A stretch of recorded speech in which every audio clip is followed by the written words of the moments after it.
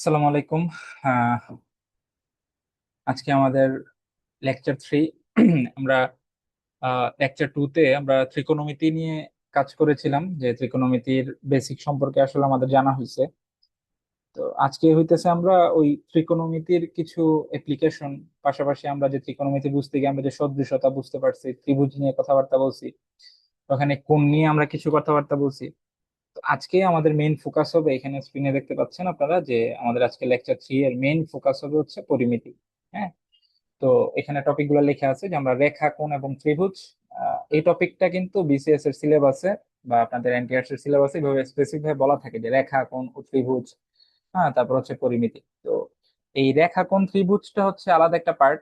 তো এইটার সাথে আমি পরিমিতি কেন মিক্স করছি, আমার কাছে মনে হয়েছে যে পরিমিতিতে আমরা যে সকল টপিক নিয়ে আলোচনা করব, এখানে হচ্ছে আমাদের আসলে কোণ সম্পর্কে বেসিক ক্লিয়ার থাকা লাগবে আর কি, ত্রিভুজ সম্পর্কে তো অবশ্যই থাকা লাগবে। তো আমি ওই দুইটা জিনিসকে একসাথে করে একটা লেকচার, তবে আমরা মাথায় রাখবো এটা হচ্ছে মেনলি আমরা পরিমিতিকে ফোকাস করে নিব, ঠিক আছে? আচ্ছা, তো আমরা শুরু করি যে হ্যাঁ, তো প্রথমে আমরা যদি রেখা সম্পর্কে জানার চেষ্টা করি, এখানে আসলে জানার কোনো কিছু নাই, মানে আমরা তো এখানে পিওর ম্যাথমেটিক্স পড়তে আসি নাই। আমরা শুধুমাত্র যে জিনিসগুলো আমাদের লাগবে ওই জিনিসগুলো আসলে আমরা রিকল করার জন্য, যে আমরা ভুলে গেছি কিনা। তো বিন্দু কি জিনিস আমরা কোনো ডেফিনেশনে যাই না, কারণ বিন্দুর তো আর সংজ্ঞা আসবে না, আপনি বুঝতে পারলে হয় বিন্দু কি। তো একটা ফোঁটা, সিম্পলি যে আমি স্ক্রিনে একটা ফোঁটা দিচ্ছি, সাদা ফোঁটা দেখতে পাচ্ছেন বা লাল ফোঁটা, এটা হচ্ছে একটা বিন্দু। তো সিম্পলি বিন্দু হচ্ছে এমন একটা জিনিস যার কোনো দৈর্ঘ্য নেই ধরতে গেলে। মানে আসলে এভাবে দৈর্ঘ্য পরিমাপ করা যায় না, জাস্ট তার একটা অস্তিত্ব আমরা বুঝতে পারি যে বিন্দু হচ্ছে একটা অস্তিত্ব আছে, যে এখানে একটা ফোঁটা আছে বা একটা বিন্দু আছে। হ্যাঁ, তা আমি যখন অসংখ্য বিন্দু, ধরেন আমি যদি এমন করি, এখানে একটা বিন্দু, এখানে একটা বিন্দু, তো এই দুইটা বিন্দুর মধ্যে কিন্তু গ্যাপ আছে। আমি যদি এক কাজ করি যে এই দুইটা বিন্দুর মধ্যে যদি গ্যাপ না দেই, একটার সাথে একটা বিন্দু যখন পরপর অনেকগুলো বিন্দু যখন গ্যাপ না দিয়ে দিয়ে জোড়া দিব, তখন দেখবেন একটা লাইন ক্রিয়েট হয়। এইটাকে আমরা বলতেছি কি, রেখা। তো ছোটবেলা আমরা পড়ছি যে একাধিক বিন্দু একে একটার সাথে আরেকটা যোগ করে আমরা যা পাই সেটা কি, রেখা। রেখা অনেক রকমের হয়, একটা হচ্ছে সরল রেখা, একটা হচ্ছে বক্ররেখা। সরল রেখা হচ্ছে স্ট্রেট লাইন, আর বক্ররেখা ধরেন এরকম বাঁকা একটা রেখা। আচ্ছা, তো এইটা হইতেছে রেখা। এখন রেখা থেকে আমরা যখন কোণে কনভার্ট হব, কোণ কোণ কি জিনিস, তো কোণ কি জিনিস আমি হচ্ছে আগের ক্লাসটাতেই বলছি। তো আমি জাস্ট বলি, এখানে সংজ্ঞা তো আর আসবে না যে বলার জন্য। আপনি যখন দুইটা স্ট্রেট লাইন অর্থাৎ দুইটা সরল রেখা একটা বিন্দুতে মিলাবেন, ধরেন আমি এই বিন্দু থেকে ও বিন্দু থেকে একটা রেখা ও এ চিন্তা করতেছি, আর একটা রেখা ও বি চিন্তা করতেছি। এই যে দুইটা সরল রেখা যখন তারা একে অন্যের সাথে মিলে এখানে যেটা ক্রিয়েট হয়েছে বা যেটা সৃষ্টি হয়েছে, ওইটাকে আমরা কি বলা হয়, কোণ। ঠিক আছে, এটা হচ্ছে একটি কোণ, মানে একটা কোণা সৃষ্টি হয়েছে। কোণ কিন্তু কখনো বক্ররেখা দিয়ে সৃষ্টি হয় না, মনে রাখবেন, কোণ সৃষ্টি হয় সরল রেখা দিয়ে। ঠিক আছে, আপনি একটা বক্ররেখা আর একটা বক্ররেখা, এটা হচ্ছে আমি বলতে পারি যে এটা ওরা একে অন্যকে ছেদ করছে, কিন্তু এটা অ্যাঙ্গেল বলা যায় না, কোণ বলা যায় না। ঠিক আছে, তাহলে এই হচ্ছে কোণ। এখন আমরা কোণ কয় রকম গত ক্লাসে দেখছি, যে একটা হচ্ছে সমকোণ। হ্যাঁ, সমকোণ। তারপরে 2 নম্বর হচ্ছে স্থূলকোণ, স্থূলকোণ। তারপরে আমরা দেখছি হচ্ছে সূক্ষ্মকোণ। হ্যাঁ, সূক্ষ্মকোণ, সূক্ষ্মকোণ দেখছি। তারপর হচ্ছে আমরা সরল কোণ দেখছি, সরল কোণ। তো এগুলা কি, সমকোণ হচ্ছে 90 ডিগ্রি, স্থূলকোণ হচ্ছে >90 ডিগ্রি যদি 90-র চেয়ে বড় হয়, সূক্ষ্মকোণ হচ্ছে <90 ডিগ্রি অর্থাৎ 90-র চেয়ে ছোট কোণকে বলা হয় সূক্ষ্মকোণ, আর সরল কোণ হচ্ছে 180 ডিগ্রি। ঠিক আছে, তো এর বাইরেও আমাদের কিছু এমসিকিউর জন্য আমাদের কিছু ইনফরমেশন জানতে হবে, যেমন একটা হচ্ছে পূরক কোণ। পূরক কোণ কি জিনিস, এটাই আমরা এখন শিখবো। পূরক কোণ, তারপর হচ্ছে সম্পূরক কোণ, সম্পূরক কোণ। এরপর আমরা একটা জিনিস জানতে হবে, সেটা হচ্ছে প্রবৃদ্ধ কোণ, প্রবৃদ্ধ কোণ।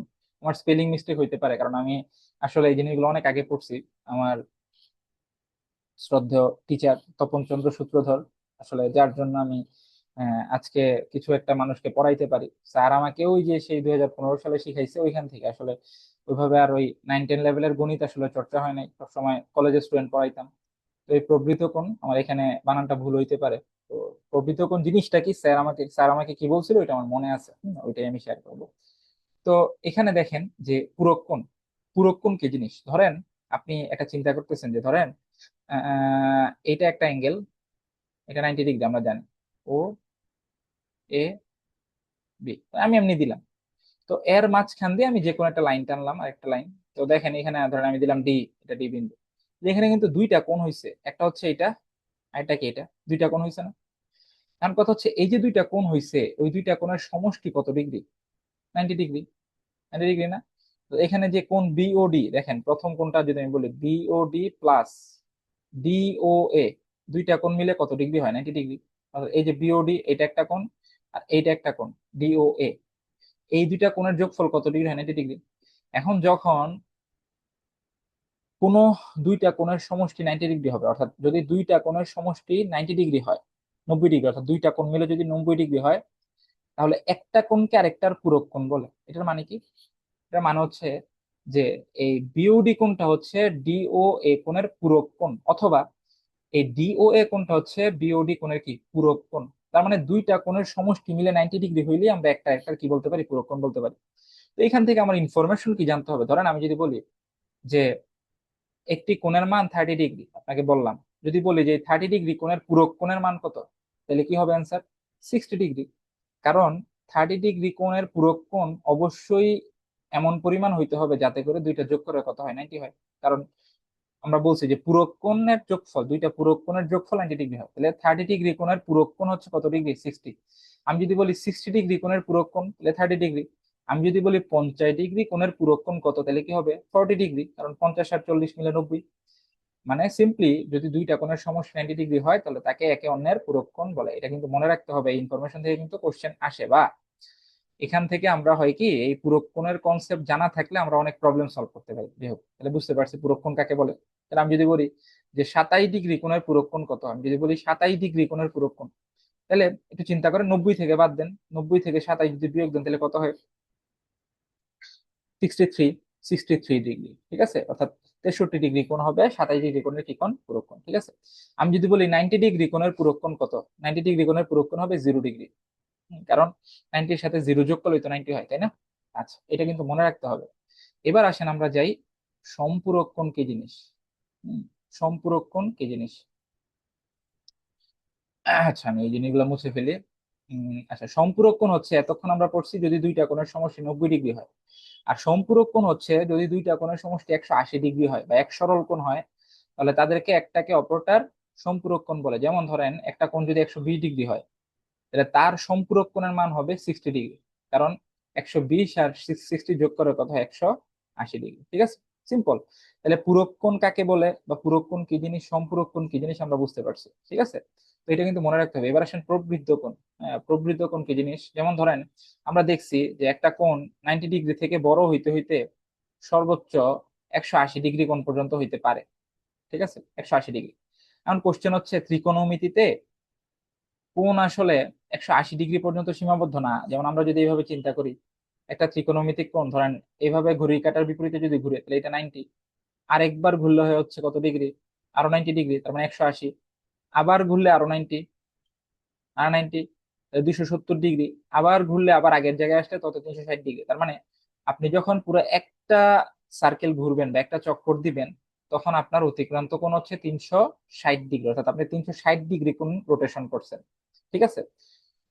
তো যদি কোনো কোণের মান দুই সমকোণ থেকে বড় হয়, অর্থাৎ 180 ডিগ্রির চেয়ে বড়, কিন্তু 360 ডিগ্রির চেয়ে ছোট হয়, অর্থাৎ আপনি এমন ভাবে ঘুরছেন যে 180 ডিগ্রির চেয়ে বড় কিন্তু 360 ডিগ্রির চেয়ে কি ছোট, ওই কোণটাকে বলা হয় প্রবৃদ্ধ কোণ। তার মানে যদি আমি বলি 210 ডিগ্রি কোণ, তাহলে 210 ডিগ্রি হচ্ছে 180-র চেয়ে বড় কিন্তু 360-এর চেয়ে কি ছোট, তাহলে এটাকে আমি কি বলতে পারি? একটা প্রবৃদ্ধ কোণ, ঠিক আছে? আচ্ছা, তাহলে আমরা পূরক কোণ, সম্পূরক কোণ, প্রবৃদ্ধ কোণ কি জিনিস সেটা বুঝতে পারলাম। এখন আমরা যে টপিকটা শিখবো, হ্যাঁ, সেটা হচ্ছে আহ একান্তর কোণ এবং অনুরূপ কোণ। এইটা খুবই ইম্পর্টেন্ট একটা টপিক, যে অনুরূপ কোণ কি জিনিস, ঠিক আছে? তারপর হচ্ছে একান্তর কোণ, ঠিক আছে? তো অনুরূপ কোণ আর হচ্ছে একান্তর কোণ কি জিনিস আমরা সেটা শিখব।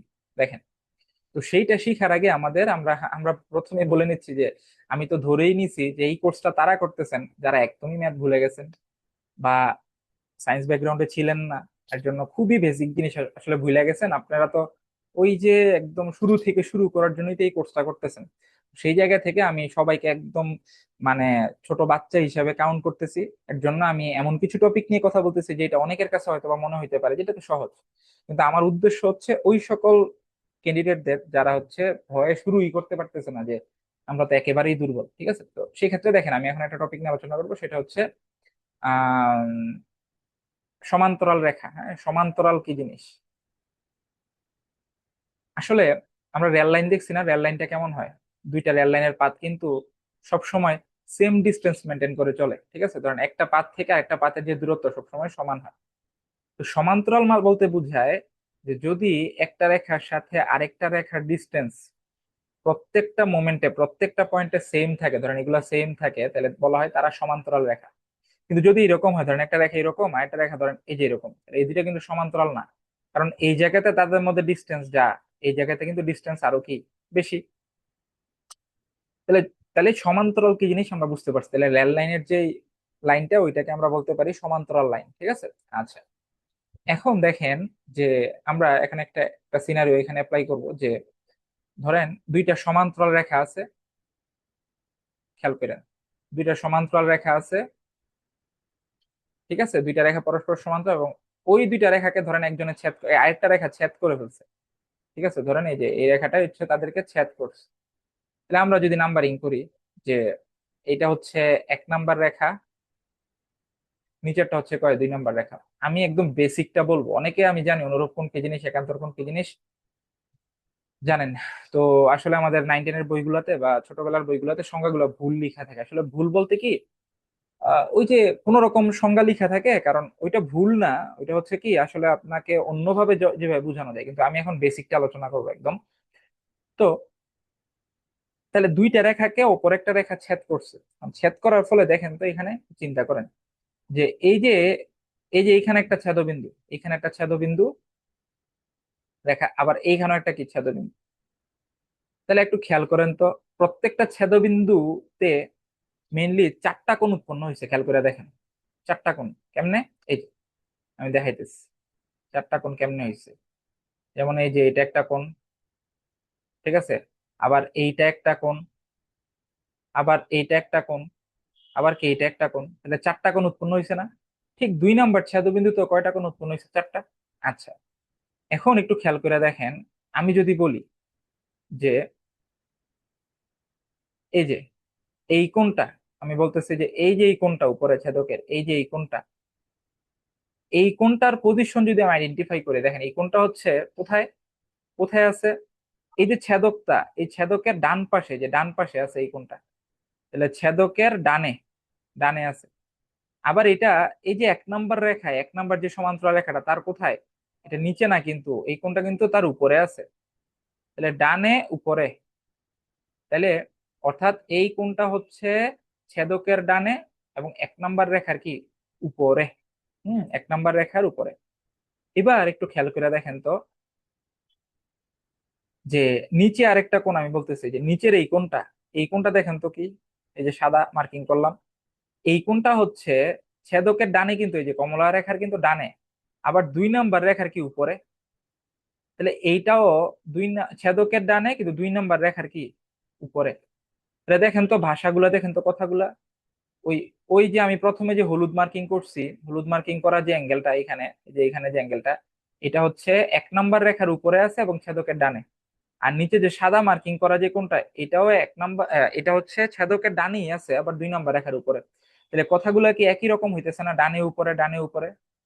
যদি একই কথা হয়, এরকম একই পজিশন হয়, ওই গুণগুলাকে বলা হয় অনুরূপ কোণ, একই রকম কোণ। এবং এই কোণগুলোর মান পরস্পর সমান। দেখেন যে অনুরূপ কোণ পরস্পর কি সমান। অনুরূপ কোণের মান, তাহলে আমি যদি বলি উপরের কোণটা এটা 30 ডিগ্রি, নিচের এই কোণটা কত ডিগ্রি? 30 ডিগ্রি। তাহলে আমাদের অনুরূপ কোণ কাকে বলে চিনতে হবে। এবার আমি যদি এক কাজ করি, আমি দেখেন এখানেই হিজিবিজি করে লিখতেছি যে এই যে উপরে বাম পাশে যে অ্যাঙ্গেলটা, এই যে আমি মার্ক করছি কমলা, এই অ্যাঙ্গেলটার অনুরূপ কোণ কোনটা হবে বলেন তো? তাহলে এই অ্যাঙ্গেলটা কিন্তু ছেদকের বামে আছে, যে বাম পাশে এই ছেদকটার, এই হলুদ হলুদ ছেদকের বাম দিকে, কিন্তু 1 নাম্বার রেখার উপরে। তাহলে এটা হচ্ছে বামে উপরে।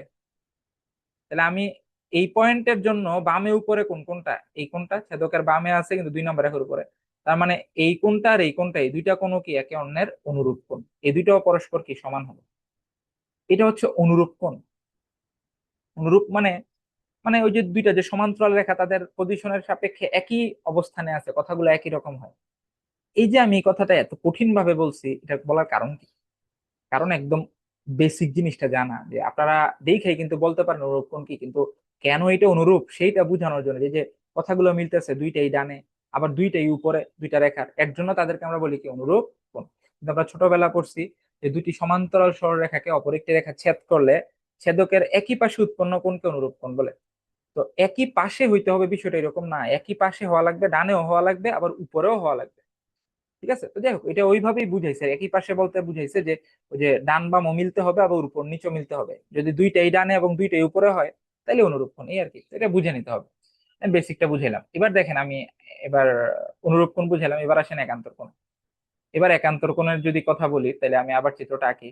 দেখেন ধরেন এই যে সমান্তরাল রেখা, তো এখন আমি ধরেন একটা ছেদক আঁকলাম, তাহলে এখন কানেক্টিং পয়েন্ট গুলো তো বুঝছেন। এবার ধরেন আমি যদি বলি এই কোণটার একান্তর কোণ আমরা চিন্তা করবো, তাহলে এই কোণটা কি উপরে, এক নম্বর রেখার উপরে, আবার ছেদকের কোথায় আছে, ডানে। তাহলে এইটার উল্টা শব্দ কি, উপরের উল্টা শব্দ কি নিচে, আর ডানের উল্টা শব্দ কি বামে।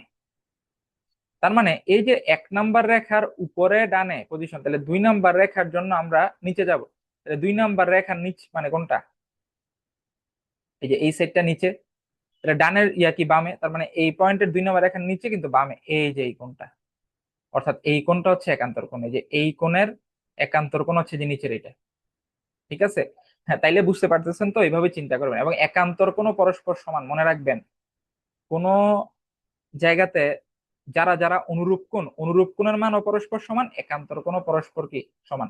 তো এই কোণটা যদি 30 ডিগ্রি হয় তাহলে এই কোণটাও কত ডিগ্রি, 30 ডিগ্রি। ঠিক আছে, এগুলো কিন্তু বুঝতে হবে, আগে চিনতে হবে একান্তর কোণ কাকে বলে। এবার আমি যদি আপনাকে বলি এইটার একান্তর কোণ কি, তাহলে বলেন তো এটা কোথায় আছে, এক নং রেখার উপরে কিন্তু বামে, ছেদকের বামে, বামে, তাহলে উপরে, এটা আছে কোথায়, বামে, তাহলে উপরের সব বিপরীত শব্দ কি নিচে, বামের বিপরীত শব্দ কি ডানে। তাহলে দুই নং রেখার, আমরা এক নং রেখার তো উপরে বামে, তাহলে দুই নং রেখার নিচে ডানে, যে নিচে ডানে মানে কি, এই যে এই কোণটা, এই যে এই কোণটা, অর্থাৎ এইটার একান্তর কোণ হচ্ছে কি এই কোণ। ঠিক আছে, আচ্ছা, আশা করি বুঝতে পারছেন, এবং একান্তর কোণ পরস্পর কি সমান। এবার আমি যদি বলি আরেকটা দিই এক্সাম্পল, কারণ আমি যদি বলি এই কোণটার একান্তর কোণ কোনটা, তাদের যদি বলি যে এই যে ধরেন এইখানে একটা কোণ, এই কোণটা, এই কোণের একান্তর কোণ কোনটা বলেন।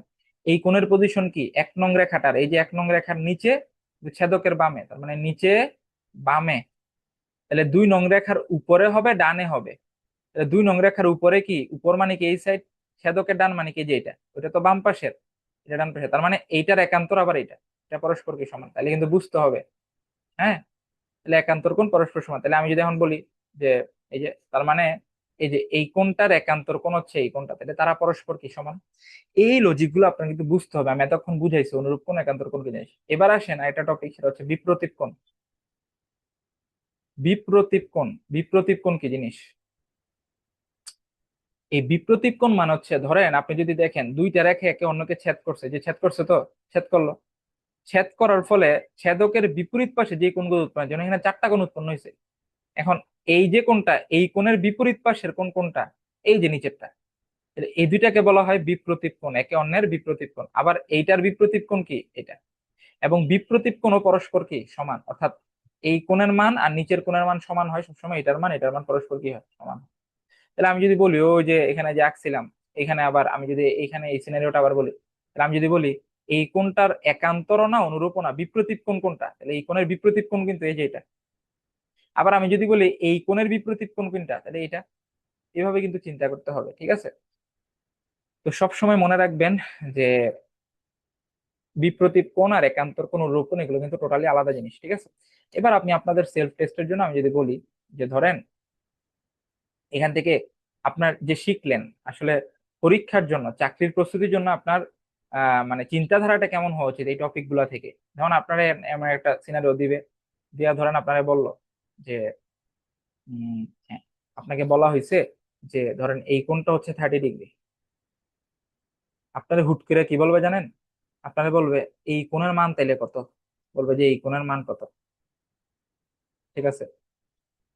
এখন দেখেন আপনাদের লজিকটা কিভাবে আগাইতে হবে। যে আমি যদি বলি যে এটা যদি 30 ডিগ্রি হয়, এইটাও 30 ডিগ্রি, আপনি কেমনে বুঝছেন? কারণ এই দুইটা কি অনুরূপ কোণ, আপনি দেখেন। অনুরূপ কোণ পরস্পর কি হয় সমান, তাহলে এইটা 30 ডিগ্রি। তাহলে এইটা যদি 30 ডিগ্রি হয়, তাহলে আবার আমরা জানি কি এই পুরা কোণটা কি 180 ডিগ্রি না? পুরাটা সরল কোণ না? এই যে পুরাটা এইটা প্লাস এইটা 180 ডিগ্রি। তার মানে 180 ডিগ্রি থেকে আপনি যদি 30 ডিগ্রি বাদ দিয়ে দেন, তাহলে কত হয়? 150 ডিগ্রি। তার মানে অ্যান্সার হবে কত? 150 ডিগ্রি। এইভাবে কিন্তু চিন্তা করতে হবে। ঠিক আছে। আবার ধরেন আমি যদি একটা কোশ্চেন দিই এরকম, যে আপনারা বলা হয়েছে যে এটা, হ্যাঁ এখন আপনারা বললাম ধরেন এটার মান হচ্ছে 130 ডিগ্রি। ঠিক আছে। তো আমি যদি বলি যে এইটার মান কত, এটা ডিরেক্ট বলে ফেলবেন 130 ডিগ্রি, কারণ দুইটা তো অনুরূপ কোণ। কারণ এই কোণটা হচ্ছে 1 নং রেখার উপরে বামে, এটাও কিন্তু 2 নং রেখার উপরে কি ছেদকের বামে।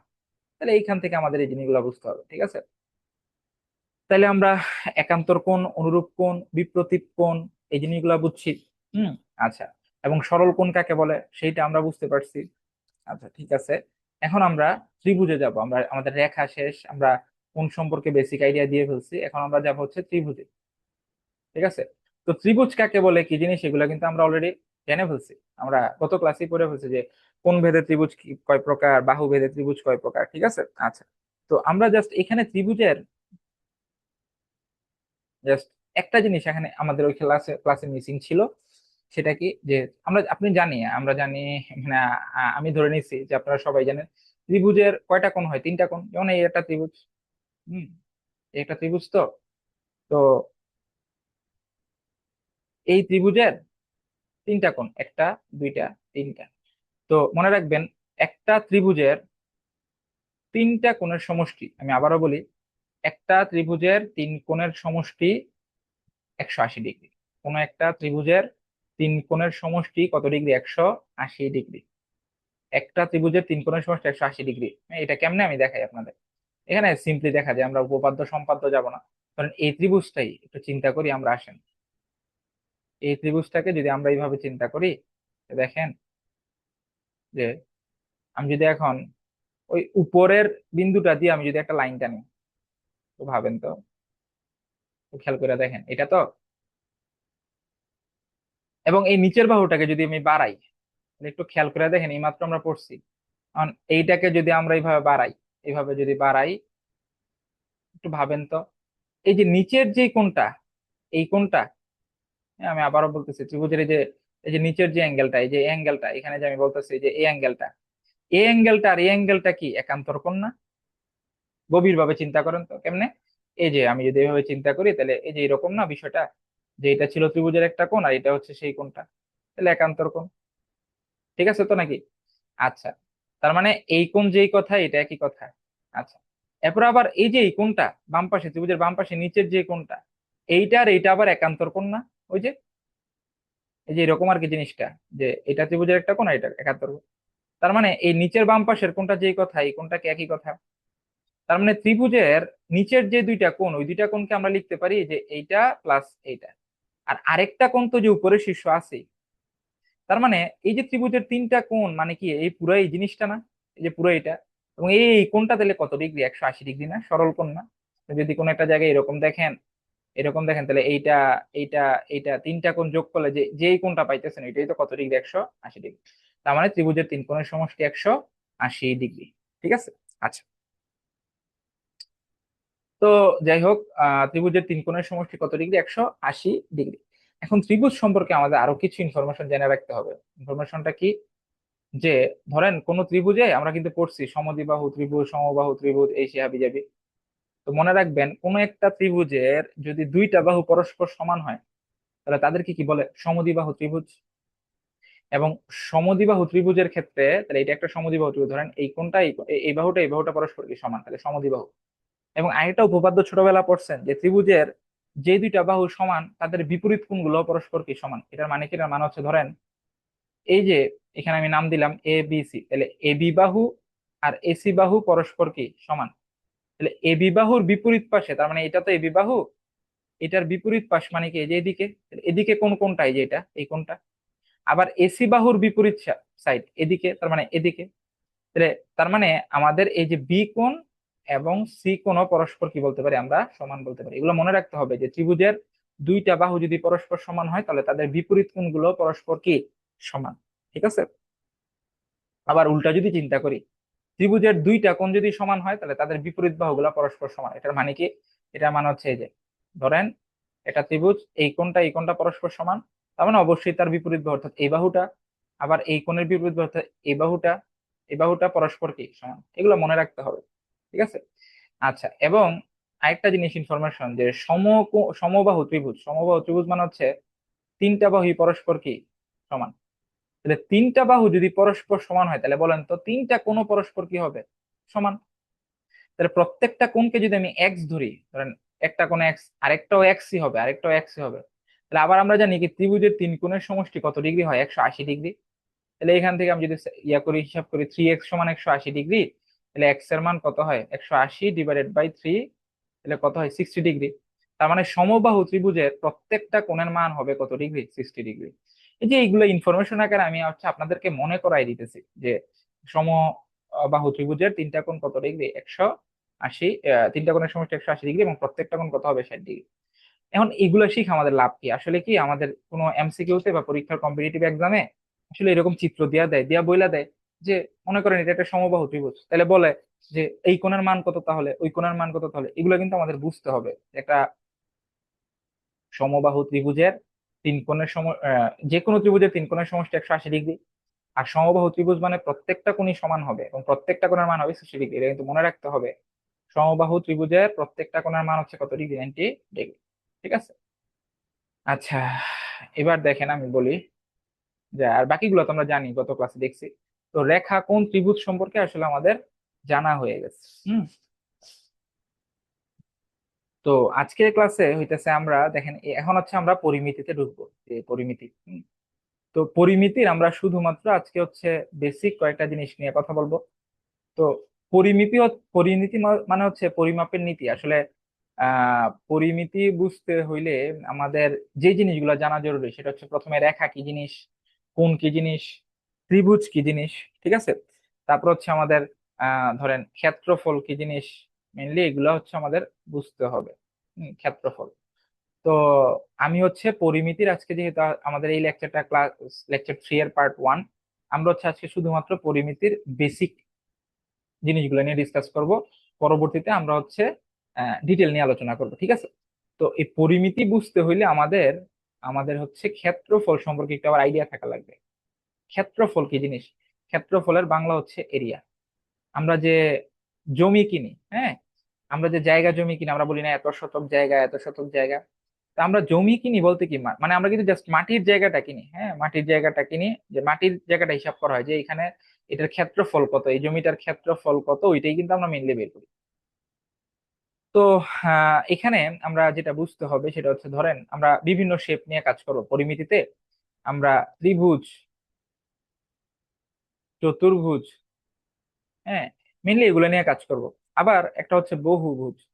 এই বহুভুজ মানে হচ্ছে যে অনেকগুলা বাহু। তো ত্রিভুজও একটা বহুভুজ, মানে মনে রাখবেন দুইয়ের অধিক বাহু যেগুলা, হ্যাঁ, অধিক বাহু মানে তিনটা বাহু ত্রিভুজ থেকে যদি আপনি চিন্তা করেন, আবদ্ধ যে ক্ষেত্র, এই ক্ষেত্রগুলাকে বলা হয় বহুভুজ। তাহলে ত্রিভুজও একটা বহুভুজ, চতুর্ভুজ একটা বহুভুজ। আবার আমরা পাঁচ বাহু দ্বারা যেটা হয় এটাকে বলা হয় পঞ্চভুজ। ছয় বাহু দ্বারা যদি ধরেন এরকম একটা কিছু হইলো 3 4 5 6, ধরেন এখানে 6টা বাহু, 6টা বাহু দ্বারা যে ক্ষেত্রটা হয়েছে এটাকে আমরা বলি ষড়ভুজ। হুম। এইভাবে ত্রিভুজ থেকে শুরু হয়, 3টা বাহু হইলে ত্রিভুজ, 4টা হইলে চতুর্ভুজ, পঞ্চভুজ, ষড়ভুজ, সপ্তভুজ, অষ্টভুজ, এরকম। তো এগুলো হচ্ছে বহুভুজ। আমাদের মেন ফোকাসটা থাকবে হচ্ছে ত্রিভুজ আর চতুর্ভুজ নিয়ে। হ্যাঁ, তো সেখান থেকে আমরা হচ্ছে আবার বহুভুজের কিছু বিষয় আমরা আলোচনা করব। ঠিক আছে। তো সেইটা বুঝতে হলে আমাদের ক্ষেত্রফলকে জিনিস, ক্ষেত্রফল মানে হচ্ছে ধরেন আপনার টেবিলে, ধরেন আপনার স্মার্টফোনটা, আপনার টেবিলে আপনি যে স্মার্টফোনটা রাখছেন, এটা ধরেন এটা হচ্ছে আপনার পড়ার টেবিল। ধরেন এটা হচ্ছে আপনার পড়ার টেবিল মনে করেন, হ্যাঁ, এটা পড়ার টেবিল। তো এই টেবিলে আপনি ধরেন এখানে স্মার্টফোনটা রাখছেন, এখানে আপনার স্মার্টফোনটা রাখছেন। তো আপনি এই স্মার্টফোনটা যখন টেবিলে রাখছেন, আপনি যদি টেবিলের স্মার্টফোনের চারপাশে মার্ক করে স্মার্টফোনটা যদি তুলে ফেলেন, অর্থাৎ এই স্মার্টফোনটা আপনার টেবিলের যে তলটা আছে, যে তল, এই তলে যতটুকু জায়গা দখল করছে ওইটাকে বলা হয় স্মার্টফোনের কি, ক্ষেত্রফল। ঠিক আছে, কি বলা হয়, ক্ষেত্রফল। এখন আমরা ক্ষেত্রফল আর আয়তন, এইটা আমরা ছোটবেলা পড়ছি, কিন্তু আয়তন নিয়ে আমরা এখানে কথা বলবো না। কারণ পরিমিতি মেনলি ক্ষেত্রফল নিয়ে বেশি কাজ করে। আমরা ওই ঘনবস্তু, যখন ঘনবস্তু নিয়ে পড়বো, ঘনবস্তু নিয়ে আমার আলাদা ক্লাস হবে, ঘনবস্তু নিয়ে যখন পড়বো তখন হচ্ছে আমরা আয়তন নিয়ে কাজ করবো। তো পরিমিতি মানে হচ্ছে সবকিছু মোটামুটি ক্ষেত্রফল নিয়ে কাজ করবে, অর্থাৎ জাস্ট সে কতটুকু ভূমিতে বা মাটিতে কতটুকু জায়গা দখল করছে। অর্থাৎ একটা বস্তুকে আপনি মানে একটা জায়গায় রাখলে সে ওই ওই তলের মধ্যে কতটুকু জায়গা দখল করছে। যেমন ধরেন আমি যদি আপনি সিম্পলি আপনাকে বলি যে আপনি ধরেন একটা বক্স, হ্যাঁ, আপনার একটা ধরেন মাল আনছেন বাজার থেকে, ওইটা একটা বক্স মনে করেন। এই বক্সটা হচ্ছে ধরেন এইরকম, এই বক্সটা ধরেন আপনি বাসার ফ্লোরের মধ্যে রাখছেন। তাহলে আমি যদি বলি এই বক্সটা বাসার ফ্লোর থেকে কতটুকু জায়গা দখল করছে, তাহলে শুধুমাত্র ওই যে নিচে আপনি যতটুকু জায়গা ফ্লোরের উপর রাখছেন ওই জায়গাটাই দখল করছে, যে নিচের নিচের পার্টটা, নিচের এই যে আমি মার্ক করে দিচ্ছি যে এই পার্টটাই জায়গা দখল করছে। তাহলে এই যে এই জায়গাটাকে বলা হয় ক্ষেত্রফল। আর আয়তন মানে হচ্ছে, আমি ডিটেল যদিও পরে বলবো, আয়তন মানে হচ্ছে আপনি খালি যেই জায়গায় রাখছেন ওই তলটা না, আলটিমেটলি ওই বস্তুটা আপনার ঘরের ডান বা উপর নিচ আরো কতটুকু জায়গা দখল করছে, মানে পুরা জিনিসটার যে জায়গাটা ওইটাকে বলা হয় হচ্ছে আয়তন। কিন্তু জাস্ট ওই আপনার ফ্লোরে যে জায়গাটা সে দখল করছে ওইটাকে বলা হয় কি ক্ষেত্রফল। তাহলে আশা করি আমরা ক্ষেত্রফল সম্পর্কে আইডিয়া পেয়ে গেছি। ঠিক আছে। আচ্ছা। তো এখন দেখেন, আমরা যেহেতু পরিমিতিতে আমরা হচ্ছে ক্ষেত্রফল কি জিনিস সেটা আমাদের জানা জরুরি, তো আশা করি আমরা বুঝে গেছি ক্ষেত্রফল কি জিনিস। তো আজকে হইতেছে আমরা শুধুমাত্র ত্রিভুজের ক্ষেত্রফলের পার্টটা নিয়ে একটু কাজ করার চেষ্টা করব। ঠিক আছে, ত্রিভুজের ক্ষেত্রফল। তো এখন একটা ত্রিভুজের ক্ষেত্রফল মানে কি, ধরেন এই যে ত্রিভুজটা আপনি যে আমি যে স্ক্রিনে লিখছি এই ত্রিভুজটা, তাহলে এই ত্রিভুজটা আমার স্ক্রিন থেকে যতটুকু জায়গা দখল করছে, তাহলে কতটুকু, এই যে যতটুকু জায়গা দখল করছে এটাকেই বলা হয় এই ত্রিভুজটার কি ক্ষেত্রফল। তো আমরা ছোটবেলার যে সূত্র, ছোটবেলার একদম বেসিক যে সূত্র একটা ত্রিভুজের ক্ষেত্রফলের সূত্র হচ্ছে, যদি একটা ত্রিভুজের ভূমি আবার উচ্চতা দেওয়া থাকে, ধরেন এইটা একটা ত্রিভুজ, এই ত্রিভুজের ভূমি হচ্ছে নিচেরটা, ধরেন এটা ধরলাম এ। আর উচ্চতা মানে কি, উচ্চতা মানে হচ্ছে ভূমি থেকে বিপরীত যে শীর্ষ, এই যে শীর্ষবিন্দু পর্যন্ত সরাসরি যে ডিস্টেন্স, আঁকা বাঁকা নাই, যেরকম আঁকা বাঁকা না, একদম সরাসরি যে ডিস্টেন্সটা এটাকে বলা হয় কি উচ্চতা। তাহলে ত্রিভুজের আমরা বেসিক ক্ষেত্রফলের সূত্র জানি হাফ ইন্টু ভূমি ইন্টু উচ্চতা, তার মানে এ ইন্টু কি এইচ। তাহলে কোনো ত্রিভুজের যদি ভূমি দেওয়া থাকে এবং উচ্চতা দেওয়া থাকে তাহলে ওই ত্রিভুজের ক্ষেত্রফল হবে হাফ ইন্টু ভূমি ইন্টু উচ্চতা। এখন কথা হচ্ছে যে অনেক সময় আপনার ত্রিভুজটা এইভাবে দিবে, এইভাবে দেওয়ার পর ধরেন আপনার এই যে এইটাকে চিন্তা কর দিয়ে দিছে, ধরেন এইখান থেকে আবার এই লম্বের মান দেওয়া আছে, এই যে লম্ব আঁকছেন 90 ডিগ্রি, এটার মান দেওয়া আছে। তখনও ক্ষেত্রফলের সূত্র কিন্তু আবার কি হবে, তখন ভূমি হয়ে যাবে এটা, এটা হবে এ, এটা হবে কি উচ্চতা। তাহলে আপনার উচ্চতা যে সবসময় মাটি থেকে সোজা উপরের দিকে হবে বিষয়টা এরকম না। উচ্চতা মানে হচ্ছে ত্রিভুজের যে কোনো একটা শীর্ষ থেকে, যে কোনো একটা শীর্ষ আপনার এই শীর্ষ থেকে তার বিপরীত বাহু, তার মানে এই পাশের বাহু পর্যন্ত স্ট্রেট একদম সোজা খাড়া যে বাহুটা ওইটাকেই বলা হয় ত্রিভুজের উচ্চতা। ঠিক আছে। তার মানে উচ্চতার মান চেঞ্জ হতে পারে, আপনি কোন শীর্ষ থেকে লম্ব আঁকতেছেন, কোন শীর্ষ থেকে কোন বাহুর উপর আঁকতেছেন সেটার উপর ডিপেন্ড করে উচ্চতা চেঞ্জ হয়। তো উচ্চতা চেঞ্জ হলে ভূমিও তো চেঞ্জ হয়ে যাবে, কারণ আপনি এই শীর্ষ থেকে, ধরেন এই শীর্ষ থেকে যদি লম্ব আঁকেন তাহলে ভূমি এটা, আবার এই শীর্ষ থেকে আঁকলে এটা, কিন্তু ক্ষেত্রফল একই থাকে, ঘুরে ফিরে ক্ষেত্রফল থাকে একই। এর জন্য ক্ষেত্রফলের সূত্র হচ্ছে হাফ ইন্টু ভূমি ইন্টু কি উচ্চতা। ঠিক আছে। এটা হচ্ছে একদম বেসিক, একদম বেসিক সূত্র। যে একটা ত্রিভুজের ক্ষেত্রফল, নর্মাল একটা ত্রিভুজের ক্ষেত্রফল আমরা কেমনে বের করি। এখন ধরেন এমন একটা ডাটা দেওয়া আছে, ধরেন আপনার কাছে দেওয়া আছে হচ্ছে যে এমন একটা ডাটা, ধরেন এইটা হচ্ছে একটা ত্রিভুজ।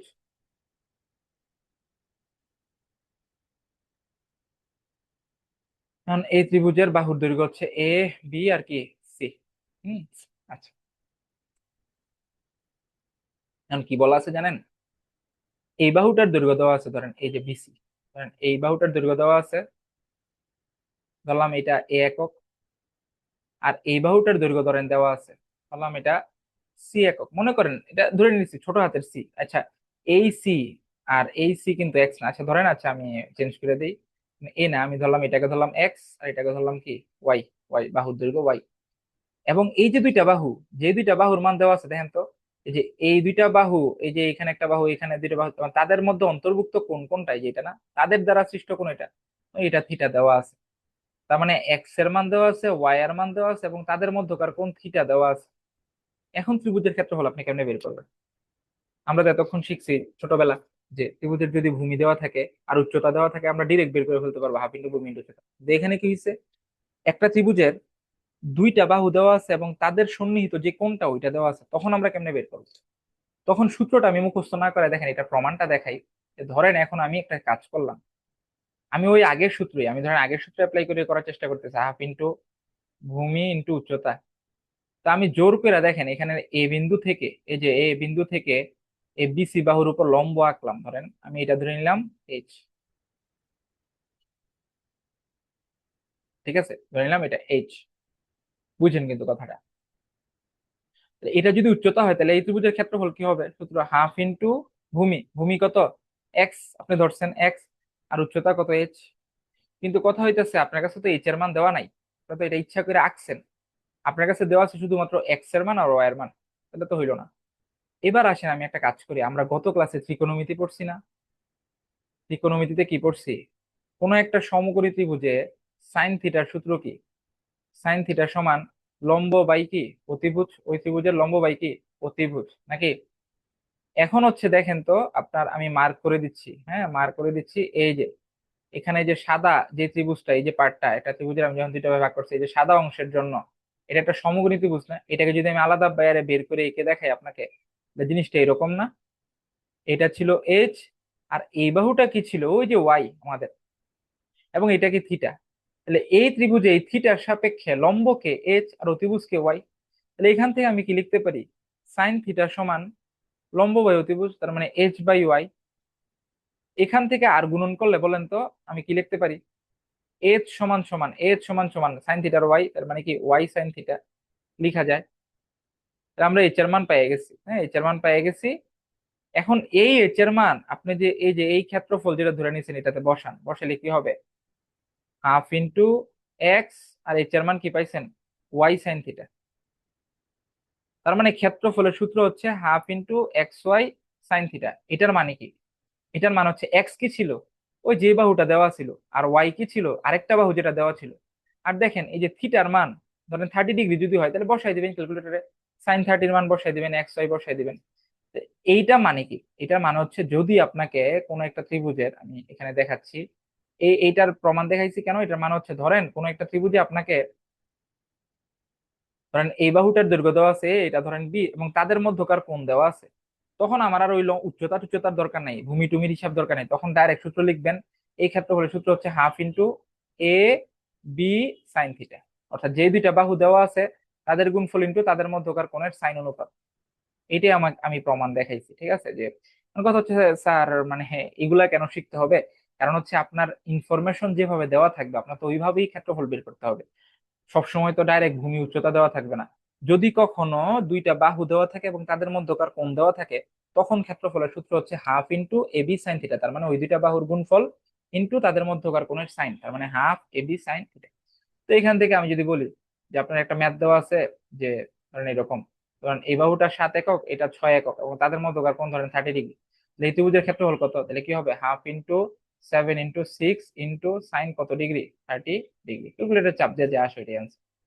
অনেক সময় ভাষাগতভাবে বলা থাকে যে দুটি ত্রিভুজের সন্নিহিত বাহু 7 এবং 6 একক এবং তাদের মধ্যকার কোণ 30 ডিগ্রি, তাহলে ত্রিভুজটার ক্ষেত্রফল কত? তাহলে বের করে ফেলবেন। ঠিক আছে, এই হচ্ছে বিষয়। তাহলে গেল, ত্রিভুজের ভূমি উচ্চতা দেওয়া থাকলে একরকম, এবার হচ্ছে মধ্যবর্তী কোণ দেওয়া থাকলে একরকম। হ্যাঁ, এবার ধরেন আপনার কোনো কিছুই দেওয়া নেই, জাস্ট ত্রিভুজের তিনটা বাহু দেওয়া আছে, তিনটা বাহু দেওয়া আছে। ধরেন এই বাহুটা এ একক, এটা হচ্ছে বি একক, এটা হচ্ছে কি একক? সি একক। খালি ত্রিভুজের তিনটা বাহু দেওয়া আছে, এখন ক্ষেত্রফল বের করবেন কেমনে? এটা বের করার জন্য একটা সূত্র আছে। সূত্র হচ্ছে root over s into s minus a, ছোটবেলা পড়ছেন, এস মাইনাস বি ইন্টু কি এস মাইনাস সি। তো এটার মানে কি? এটার মানে হচ্ছে দেখেন যে এস কি জিনিস? এস হচ্ছে অর্ধ পরিসীমা। এখন পরিসীমা কি জিনিস আমি বলি। যে কোনো বহুভুজের পরিসীমা মানে হচ্ছে তাদের বাহু গুলোর যোগফল। তাহলে এই ত্রিভুজের পরিসীমা হচ্ছে এ প্লাস বি প্লাস সি। ধরেন আমি যদি বলি এটা ত্রিভুজের তিনটা বাহুর দৈর্ঘ্য যথাক্রমে 7 একক, 6 একক, 5 একক, তাহলে তার পরিসীমা কত? তাহলে মনে রাখবেন তিনটা বাহুর যোগফল, তাহলে এ প্লাস বি প্লাস সি। অর্ধ পরিসীমা মানে এই পরিসীমাকে আবার দুই দ্বারা কি করতে হবে? ভাগ দিতে হবে, এবং এটার মানে হচ্ছে এস। তাহলে একটা ত্রিভুজের তিনটা বাহু যদি দেওয়া থাকে তাহলে তার অর্ধপরিসীমা আপনি বের করতে পারবেন। এবং প্রত্যেকটা বাহু আপনার ইচ্ছা, আপনি এ কারে ধরবেন, বি কারে ধরবেন, সি কারে ধরবেন, এটা ডাজন্ট ম্যাটার। আপনি এই যে এই সূত্র বসাই দিবেন, তাহলে আগে এস বের করবেন, তাহলে এস এর মান বসাবেন, বসে এস মাইনাস এ, অর্থাৎ ধরেন আচ্ছা এই ত্রিভুজের কথা যদি চিন্তা করি, ধরেন এখানে 5 একক, 7 একক আর 6 একক দেওয়া আছে, তাহলে তার অর্ধপরিসীমা কত? 5, 6 যোগ 7 ডিভাইড বাই কত 2, তাহলে কত হয়? 13 5 18, 18 ভাগ 2 দিয়ে ভাগ দিলে কত হয়? 9, তাহলে 9 একক। তাহলে এটা হবে কি, ক্ষেত্রফল হবে 9 ইন্টু, দেখেন বলা আছে কি এস মাইনাস এ, আপনার ইচ্ছা 9 মাইনাস যে কোনো বাহু, আপনি যেটাকে ধরেন, ধরেন 7 কে ধরছেন, তাহলে 7 ইন্টু 9 মাইনাস, তাহলে বি ধরছেন ধরেন 6 কে, 6, তাহলে ইন্টু 9 মাইনাস কত, একটা বাকি রইল 5। এইটা যে অ্যান্সার আসবে ওইটাই তার কি ক্ষেত্রফল হবে। তাহলে এখন এটা এটা কোন ক্ষেত্রে অ্যাপ্লাই করব? যখন ত্রিভুজের তিন বাহুর দৈর্ঘ্য দেওয়া থাকবে তখন সূত্র কিন্তু এটা। তাহলে আমরা ইতিমধ্যে কিন্তু তিনটা টাইপ দেখে বলছি যে একটা ত্রিভুজের ক্ষেত্রফল তিন ভাবে বের করা যায়। যদি ভূমি উচ্চতা দেওয়া থাকে তাহলে হাফ ইন্টু ভূমি ইন্টু উচ্চতা, যদি দুইটা বাহু দেওয়া থাকে এবং তাদের মধ্যকার কোণ দেওয়া থাকে তাহলে সূত্র হচ্ছে half into AB sine theta. আর যদি তিনটা বাহু দেওয়া থাকে তখন আবার ক্ষেত্রফলের সূত্র এটা। এবার আসেন আমরা যদি বলি যে একটা সমবাহু ত্রিভুজের ক্ষেত্রফল, ধরেন এটা একটা ত্রিভুজ, যেই ত্রিভুজের তিনটা বাহুই পরস্পর সমান, ধরেন এটাও এ একক, এটাও এ একক, এটাও একক দেওয়া আছে মনে করেন, ওইটার ক্ষেত্রফলের সূত্র হচ্ছে √3/4 a², √3/4 a²। ঠিক আছে? আচ্ছা, √3/4 a², এটা সূত্রটা মনে রাখবেন। এখন আমি আগামী ক্লাসে এটার প্রমাণ দেখাবো যে কেমনে হয়েছে। হ্যাঁ, আগামী পার্ট 2 তে আমরা প্রমাণ দেখাবো। আপাতত মনে রাখেন √3/4 a², কারণ এটা প্রমাণ দেখাতে আমরা হচ্ছে পিথাগোরাসের উপপাদ্য এইগুলো একটু জানা লাগবে। ঠিক আছে, পিথাগোরাস সম্পর্কে আইডিয়া থাকা লাগবে।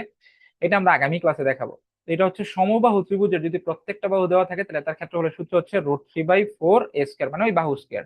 কারণ বাহু তো একটাই। হ্যাঁ, এখন ধরেন আমি যদি বলি যে একটা সমদ্বিবাহু ত্রিভুজ, ধরেন সমদ্বিবাহু ত্রিভুজ, তাহলে সমদ্বিবাহু ত্রিভুজ এরকম, ধরেন আমি বললাম যে উপরের দুইটা বাহু পরস্পর সমান, তাহলে এ বি সি। তাহলে ধরেন এইটা আর এটা পরস্পর সমান, তাহলে এই সমান বাহুগুলাকে ধরেন আমি ধরলাম এ, এ একক, আমি ধরলাম এটার মান এ, এটার মান কে, আর বাকি যেটা এটা ধরলাম বি একক। তাহলে সমদ্বিবাহু ত্রিভুজের ক্ষেত্রফলের সূত্র হচ্ছে b/4, এগুলো মুখস্থ করতে হবে, আমি প্রমাণ দেখাবো সমস্যা নাই। b/4 √4 a² মাইনাস কি b²। এখন চিনতে হবে যে বি কি জিনিস, সে কি জিনিস মনে রাখতে হবে। বলেন তো, আমি এই সূত্রটা যখন লিখছি তখন কি বলছি? যে দুইটা বাহু সমান তাদের মান ধরবেন এ, আর যেটা সমান না ওইটা হচ্ছে কি বি, ডিরেক্ট এখানে বসাই দিবেন। তাহলে আমি যদি এখন একটা কোশ্চেন দেই যে কোন একটি সমদ্বিবাহু ত্রিভুজের সমান সমান বাহুর দৈর্ঘ্য 7 একক আর অপর বাহুর দৈর্ঘ্য 6 একক, তার মানে কি এ এর মান দেওয়া আছে 7, বি এর মান দেওয়া আছে কত 6, তাহলে ত্রিভুজের ক্ষেত্রফল কত? তাহলে কি লিখবেন? সূত্র কি b/4, তার মানে 6/4 √4 a², মানে কি 7² মাইনাস বি এর মান কত 6², যেটা আসবে অ্যান্সার ওইটাই ক্ষেত্রফল। ঠিক আছে, তাহলে আমরা ত্রিভুজের ক্ষেত্রফলের সূত্রগুলো আসলে আমরা দেখছি। তো আমরা আগামী ক্লাসে হচ্ছে আমরা পরিমিতির এই যে ত্রিভুজের ক্ষেত্রফলের জিনিসগুলো আমরা জাস্ট এগুলো কিন্তু বুঝাই নাই, আমরা কিছু জিনিসের প্রমাণ দেখানোর চেষ্টা করব। এবং আমাদের এই পরিমিতির পার্ট হবে তিনটা। হ্যাঁ, প্রথম পার্টে আমরা হচ্ছে দেখা কোন ত্রিভুজ সম্পর্কে আইডিয়া নিয়েছি, আজকে আমরা ত্রিভুজের ক্ষেত্রফলে কিছু জিনিস আপনাদেরকে ইনফরমেশন আকারে দিয়েছি, আপনারা ক্লাস নোট করার সময় এগুলো লিখে ফেলবেন। ঠিক আছে, আমি জিনিসগুলো বুঝাই দিছি। এরপরে হচ্ছে আমরা এগুলোর একটু প্রমাণ দেখবো, দেখে আমরা হচ্ছে ম্যাথ গুলা করবো। ঠিক আছে, এখন স্যার এগুলো আপনি কোত্থেকে পড়াইতেছেন? এগুলো হচ্ছে আপনাদের 9 10-এর যে জেনারেল ম্যাথ বই, সাধারণ গণিত যে বই, ওই বইয়ের চ্যাপ্টার যে 16, এই 16.1-এর যে চ্যাপ্টারের যে শুরুতে যে কথাবার্তা গুলো ওইখানে আপনারা রিডিং করলেই বুঝতে পারবেন। ওই চ্যাপ্টার থেকে আমি পড়াচ্ছি, তা আপনারা চাইলে পাশাপাশি বইটাও দেখতে পারেন। তো আজকের ক্লাসটা এই পর্যন্তই, আমাদের পরবর্তী ক্লাস হবে লেকচার 3 পার্ট 2। আজকে ছিল পার্ট 1, আপনার হবে কি পার্ট 2, এমনও হতে পারে আরেকটা পার্টও লাগতে পারে, এটা পরের ক্লাসের উপর ডিপেন্ড করবে। তো আজকে ক্লাসটা এই পর্যন্তই, ধন্যবাদ সবাইকে।